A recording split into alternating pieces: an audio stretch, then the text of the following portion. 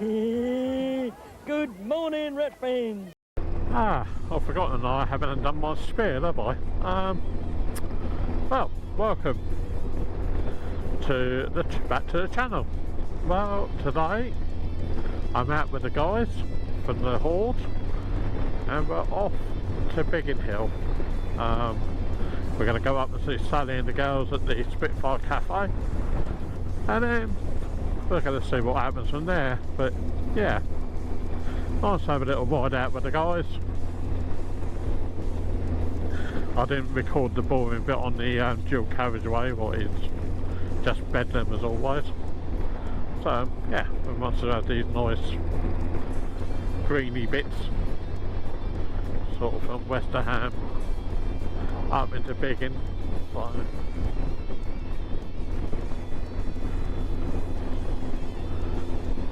Ivor's leading us today with Patrick behind, and they got me and PSM behind me on his Triumph, and Tailgun Charlie as always is Tiger. And on any ride he goes on, he is always Tailgun Charlie, so it's not because no one likes him, it's because that's where he likes to be. Oh yeah, it'll take your rubbish home.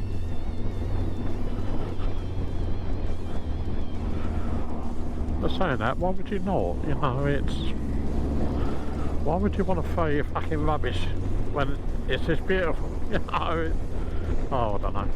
Just rambling again.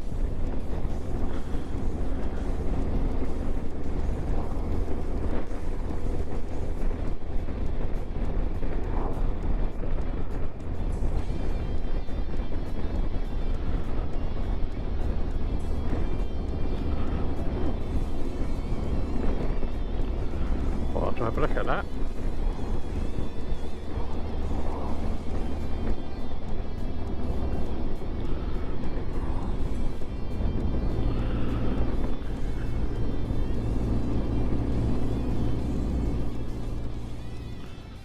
Yep, we're out and about on a Saturday, a bit of the Easter weekend, and I have to say, I'm shocked. The roads are empty. God knows where everyone is, obviously they're eating Easter eggs or some rubbish, I don't know. But yeah, we're just going to enjoy the roads, and to be honest, when we get to the Spitfire Cafe, we're going to stuff our faces because Sally and the girls' food is superb. And it's a glimpse into the past, you know, if you're ever passing the area, and you want to know anything about Biggin Hill and the Spitfires and all the rest of the air station, just pop in there because it's all on the walls just for you to look at, and it's well worth popping into.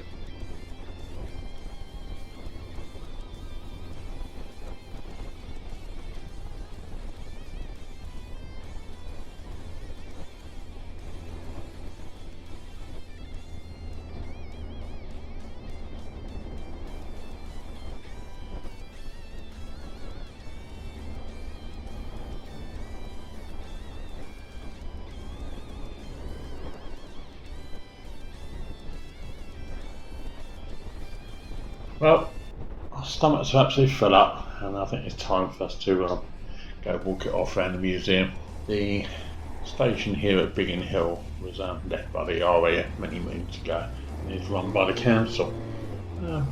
And in their infinite wisdom, 8 years ago, decided to make a proper museum site rather than just having the chapel and its adjoining buildings. But yeah, it's worth going to have a look, and if you're a veteran, it's free to get in, or if you're a person with a carer, your carer will get in for nothing as well. So well worth a visit, and we'll have a lot of fun. Talk to you later.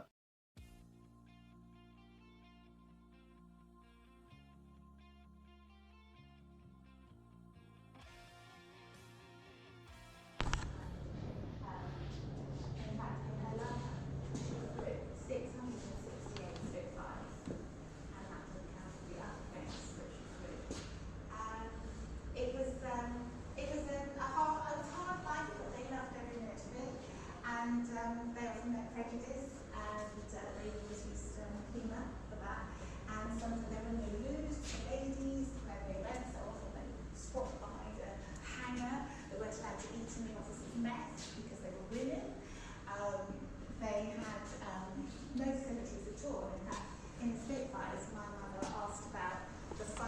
she got it. She said, what's this for? And the engineer said, well, that's for gentlemen pilots, madam. So the women just had to cross their legs, however long they were flying for. But they always found they had to be incredibly safe pilots, because if they hadn't, they would have been termed, you know, like women drivers and women pilots that are unsafe. And they wanted to keep their jobs for women, because they felt so honoured to be able to do that job. But unfortunately, of course, for them, the war ended, and they were sad because they had been doing a presidential job that they had never been allowed to do. And falling down had given them equal pay. It was unheard of in the 1930s and 40s. So many of the women then went back to the The ATA was a fundamental operation of the RAF during the Second World War, and the inclusion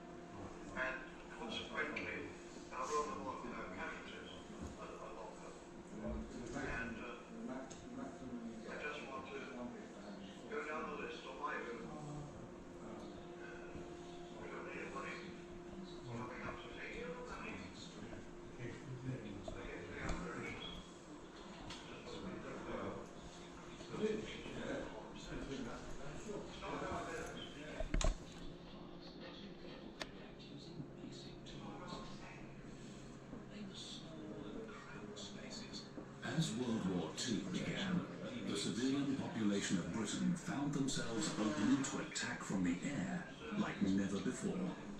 The Blitz on London saw nightly bombing from the 7th of September 1940 until the 11th of May 1941. Houses needed adapting to minimise injury from flying glass and debris. And every house needed blackout blinds to help hide buildings from the bombers above. Nightly reports on the radio updated the population about the extent of the attacks. Here is the news. Today was the most costly for the German Air Force for nearly a month. In daylight raids, between 350 and 400 enemy aircraft were launched in 2 attacks on London and southeast England. About half of them were shot down. It was officially announced that 175 were literally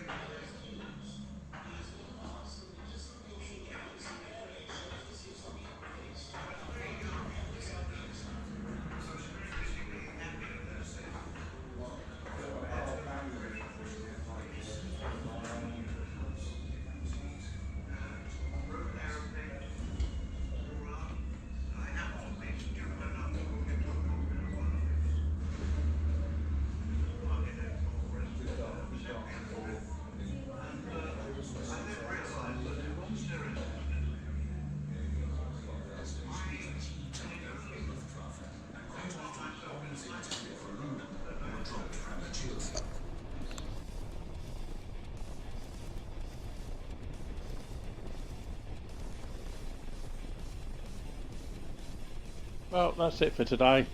Hope you had a good time, and I'll see you later and catch you on the flip side.